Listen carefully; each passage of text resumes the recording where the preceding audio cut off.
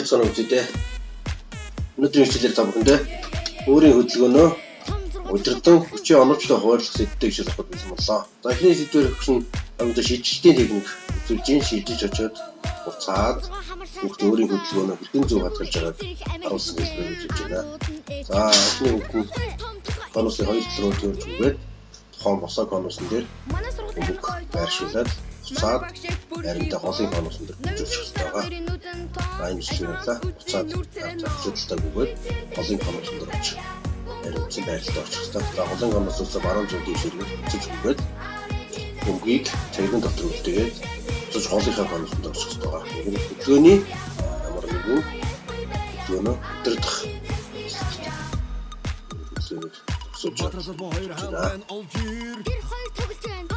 дараагийн хөдөлгөөн болохоор өнгөрч өнгийг хоёр талтай байгаа цагирганд зөөж болох хэрэгтэй гэж байгаа. Дараагийнх нь мөн гараанаас самтлан дээр бишиж нэг самтлаар нөгөө самтал руу дамжин нэг самтлыг нөгөө самтыг зөөж конус дээр хэмж очих хэрэгтэй байна. За тойрог гэлбэр үүсгэсэн конусоор хатаа конусыг тойрог гэлбэр үүсгээд тойрог гэлбэр бүгдээр зэрэг өсөж байна. Өсөж орсон хамгийн зүйл хосорсон сүмж чинь конусоос хасагдах хэрэгтэй. Ямар нэгэн үсгээр өсчих. За хоёр сурагч бие биенийхээ нуруунд дээр ямар нэгэн өнгийн дарцаг тагсан байгаа. Тэр дарцагт аль болох төрөөж хүссэн сурагч нь ялаж тоолох хэрэгтэй байна. За мөн хоёр сурагч дээшээ өндөрт ямар нэгэн өнгийн дарцаг шидэж төрөөж барьж авсан сурагч нь ялаж хэрэгтэй байна. Мөн хөдөлгөөний өөрийнхөө хөдөлгөөнийг удирдах хүчээ амжилттай хуваарлж байгаа харуулж байна. Замун гараанаас хоёр сурагч нэг өнгийн дарцаг барьна. Саадыг даван гүйж 5 жишг конусыг давхарлж тавиад дээрээс нь давхарлана. Цаашаа гоо санал дээр байгаа. Санал дээр гарна. Тухайн дарцгийг өндөрт хатгах хэрэгтэй. Ахны сурагч өндөр санал дээр баш дарцгийг өндөрт хатгаж өсөж гоо байрандаа орсноор ялагчин дотор байгаа.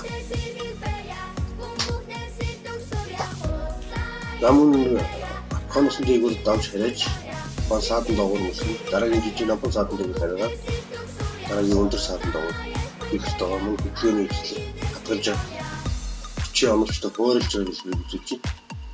Ямар нэгэн нөөр шуургаж дээгүүр давж тааж хүчийн зөв ямар нэгэн байдлаар алдаа гаргахгүй тулд үүсэж байгаа тасгалыг үзэж байна.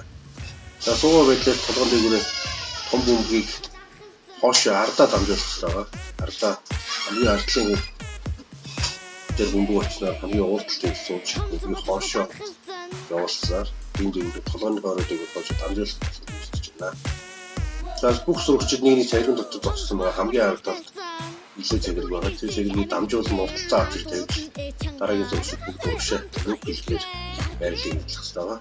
Энэ тактикийг үзэж байна. За бүгд анхаарал тавьлаа.